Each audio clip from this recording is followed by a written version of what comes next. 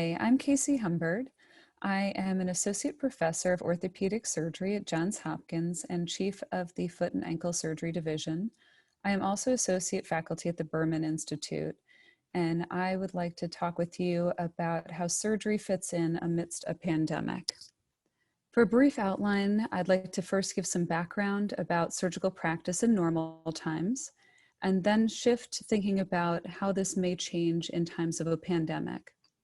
We'll discuss some ethical considerations as well as the practical and ethical aspects of restarting care. So in normal times, it's important to understand how much of the health system is dependent upon surgery and specialists in order to make ends meet. A 2019 study on what physicians are worth to their hospitals found that orthopedic surgeons topped the list at being valued at $2.7 million per year in terms of what they bring in for an individual hospital. And amongst all of the specialties surveyed, the average for physicians was $1.4 million a year. It's important to understand the context of this and how it occurs to understand what is at risk when surgery may need to stop amidst a pandemic. To understand orthopedic care during normal times, I also think it's helpful to consider different types of orthopedic care. And I'm going to use orthopedics as the example, first off, because I'm an orthopedic surgeon, but also it's a fairly good model for most surgical specialties, because nearly all surgical specialties have these types of 3 tiers of care. One tier would be emergent surgery, another tier would be urgent surgery, and the third tier would be scheduled surgery. I'm going to go through each of these in turn, but first I'd like to pause and say that the next slide will have injury images that are quite graphic. I will alert you when we are past that slide, so if you would like to look away, I would recommend you look away or block your screen due to graphic images.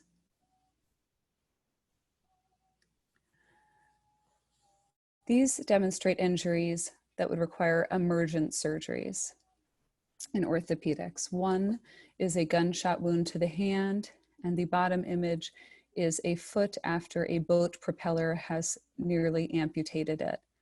Emergent surgery is classified by being limb or life-saving. These types of surgeries literally go from the emergency room bay up into the operating room. And in general, the goal at any good hospital is for them to transition from the ER bay up to the OR within 30 minutes. It can sometimes be less time, and occasionally in general surgery, procedures are initiated in the trauma bay, such as a chest tube for a collapsed lung, and then things transition up into the operating room for more definitive treatment. If a patient refuses surgery in these cases, surgeons begin to question their capacity, because anything that is life or limb saving procedure-wise would seem to be something most patients would want to do. So for example, these types of fractures with exposed bone and muscle, we would really question a patient's capacity to refuse care. For those of you who turned away, we are now past the graphic image slide. Urgent surgery is morbidity preventing surgery. These are surgical interventions that may not save the life or limb, but instead would create significantly different quality of life if a patient were to refuse surgery. So refusal of surgery in these cases may be surprising, but it's certainly not unheard of. So one example that I have here is an elbow fracture. This is actually an elbow fracture in a child, and one can see this line here that I'm marking with my mouse is a fracture, and that goes through the elbow joint. Surgery for this helps improve range of motion from the elbow, helps to guarantee that it heals, decreases the chance that it doesn't heal, and is generally considered function preserving. The final type of surgery that I will discuss is elective, or what I prefer to call scheduled surgery. These are surgeries where a patient desires to undergo the surgery for quality of life, but it isn't considered emergent or urgent. Shared decision-making is incredibly important when deciding whether to pursue surgery. For example, this patient with a severe foot deformity and a bunion, but it can be scheduled. It's also important to know that just because something can be scheduled does not equate low value. In fact, there was a very famous study in 1985 published in the British Medical Journal looking at the value of hip replacement and its cost effectiveness due to quality of life concerns. And it was less cost, treatment of renal failure is less cost effective than hip replacement, and CABG, bypass grafting, also was compared unfavorably with hip replacement. So these are high value procedures, even though they can be scheduled. So having discussed usual care of surgical patients, we now need to consider, how does this change amidst pandemic times?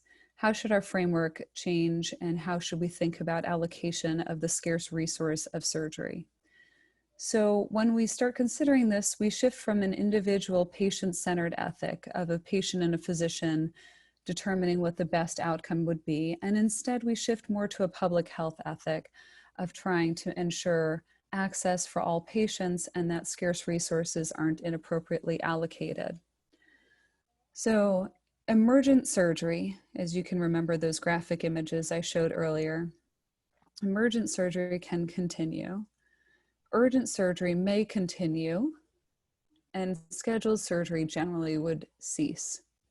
Why do we stop performing elective surgery?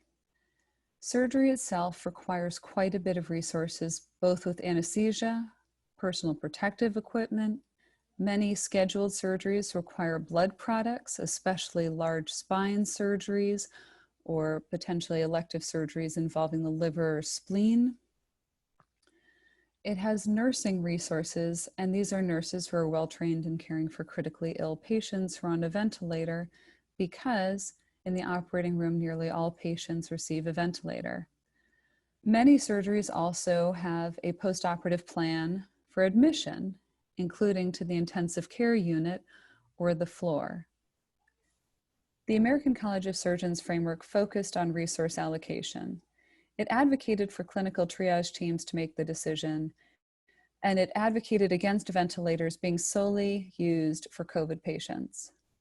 The concern of the American College of Surgeons was that we may stop usual care, such as for a trauma patient who had a need for a ventilator, and so they advocated that all patients should be considered with regards to scarce resources. Many private practice groups continued performing scheduled or elective surgery past the cutoffs for the hospital because of bottom line concerns. Elective admissions account for more than 30% of total inpatient revenue, and there's also significant outpatient revenue generated by ambulatory surgery. There's been a famous saying of, if there's no money, there can be no mission, and hospitals are currently feeling the squeeze from the loss of revenue from all of the elective or scheduled surgery.